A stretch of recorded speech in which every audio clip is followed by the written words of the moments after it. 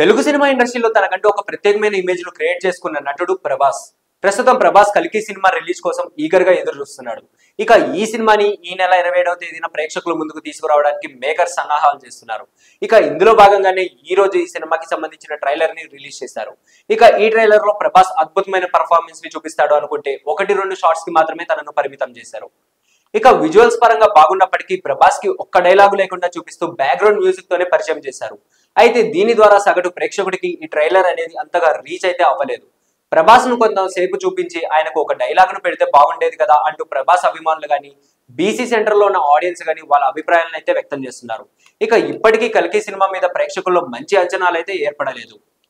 ఇక ఈ ట్రైలర్ తో ఆయన ఆ అంచనాలు పీక్ స్టేజ్ లోకి తీసుకువెళ్తారు అనుకుంటే ట్రైలర్ లో కూడా ఆశించిన మేరకు ప్రేక్షకులను ఎంటర్టైన్ చేయలేకపోయింది. కాబట్టి ఈ సినిమా మీద ప్రేక్షకుడికి ప్రస్తుతం ఎలాంటి అభిప్రాయం అయితే ఏర్పడడం లేదు. మరి ఈ సినిమా రిలీజ్ అయ్యి ఒకవేళ సక్సెస్ టాక్ వస్తే తప్ప బీసీ సెంటర్ లోని ఆడియన్స్ కు ఈ సినిమాను చూసే విధంగా అయితే కనిపించడం లేదు. మరి ఇలాంటి క్రమంలోనే నాగ్ అశ్విన్ ఎందుకు ట్రైలర్ ని ఇలా రిలీజ్ చేశాడు అనే అభిప్రాయాలు కూడా వ్యక్తమవుతున్నాయి. ఇక ప్రభాస్ ఈ ట్రైలర్ లో 1-2 డైలాగులు ఆయన చెబితే బాగుండేది అనే ఫీలింగ్ లోనే తమ అభిమానులు అయితే ఉన్నారు.